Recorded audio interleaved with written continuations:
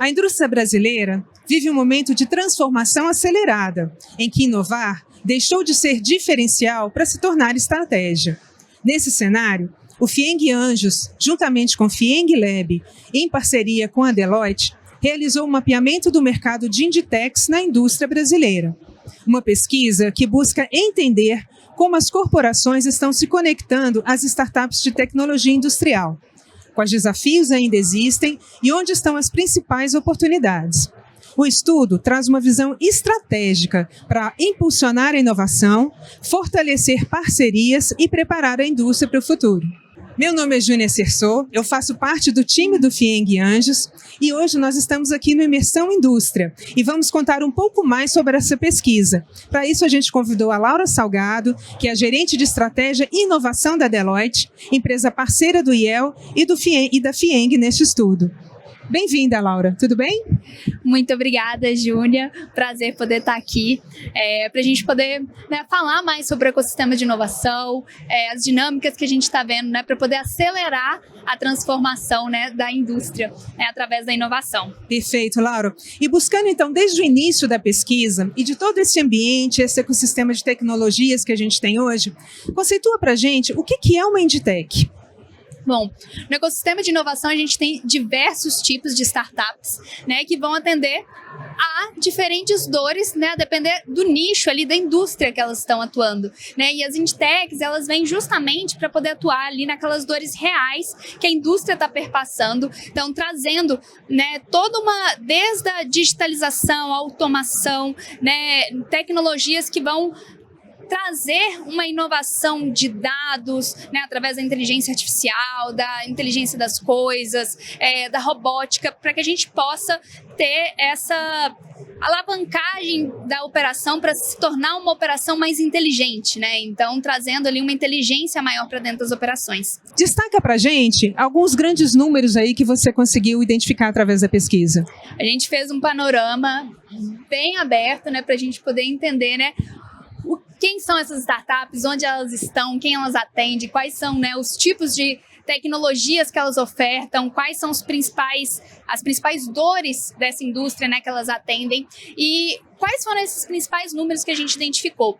Hoje, no ecossistema brasileiro, a gente tem mais de 350 Inditex em todo o país. A gente viu que o principal eixo onde elas estão localizadas está justamente entre São Paulo e Minas Gerais e está concentrado ali 60%, o que representa também para a gente grande parte das nossas indústrias, onde elas estão também, então é um grande reflexo disso, delas quererem estar ali próximas, Então, esses são alguns dos pontos aí que a gente tem ali abordando dentro da pesquisa. Já que você tocou nesse assunto, da questão do relacionamento da indústria, do relacionamento dela com as startups, o que você destacaria nesse processo? É um relacionamento que já está mais fluido? É algo que vocês ainda identificam algum tipo de gargalo, algum tipo de fricção? Perfeito.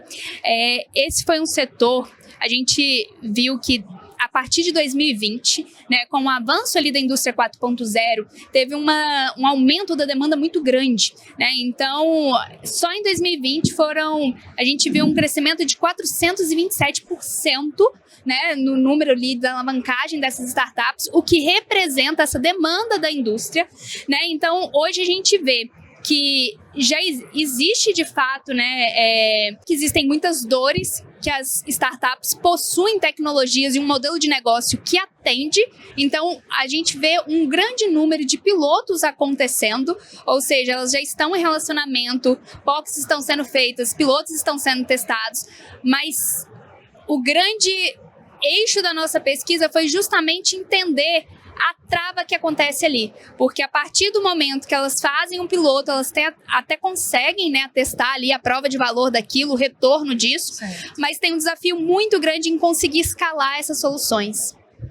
Existe alguma razão? Você conseguiu identificar algum ponto que te chamou a atenção do porquê dessa trava? aqui a gente entra num dilema, né? A gente vai abrindo várias esferas distintas para poder conseguir interpretar isso. Não é uma questão só, né? Como se diz, a gente não consegue numerar. O ponto de dor, o que acontece, o grande desafio é esse. Acaba virando...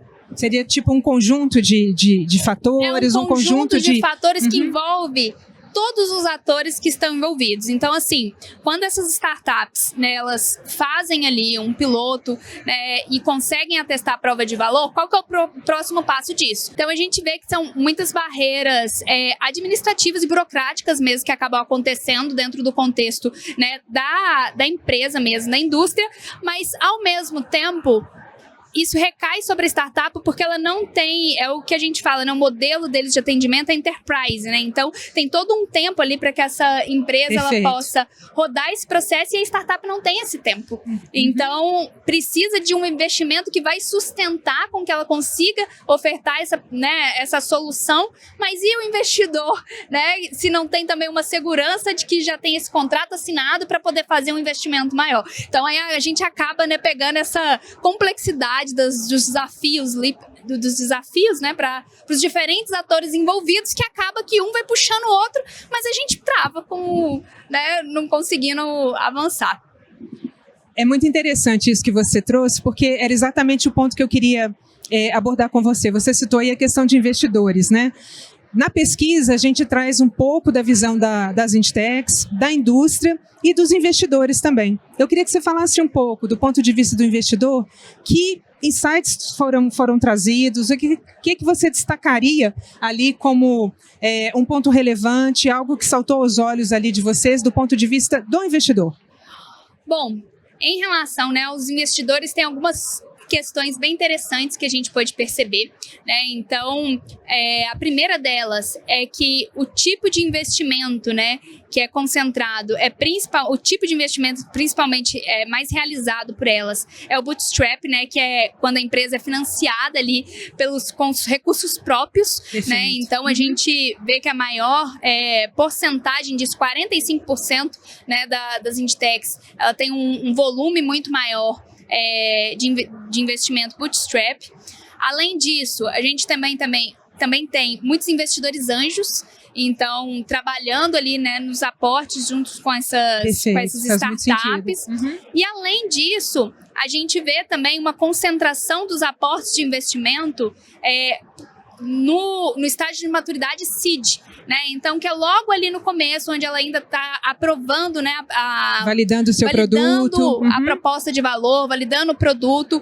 E aí entra, né? Onde acaba voltando pra gente um pouco do gargalo, porque tem um investimento muito grande nessa prova de valor, mas conforme ela vai ganhando tração e maturidade, ela precisa também de um aporte maior para que ela possa, né, alavancar esse crescimento também, né, com as escalas das soluções dentro das empresas, é onde a gente já vê ali um receio desses investidores em conseguir, né, em poder fazer esses aportes maior, dado também o risco, né, o nível de risco, né, da gestão de risco ali que vai aumentando, né? Não risco necessariamente, né, mas as incertezas, né? Não, sem dúvida. Laura, para a gente finalizar aqui, mas sem dar muito spoiler, né? Você consegue identificar para a gente, assim, qual foi o principal insight que a pesquisa trouxe para a gente, talvez para trabalhar algumas frentes, para melhorar esse ambiente, para impulsionar ainda mais esse ecossistema? Perfeito. Para poder deixar todo mundo na curiosidade depois, de poder aprofundar ali, mergulhar, né, nessas diversas esferas que a gente trouxe dentro da pesquisa.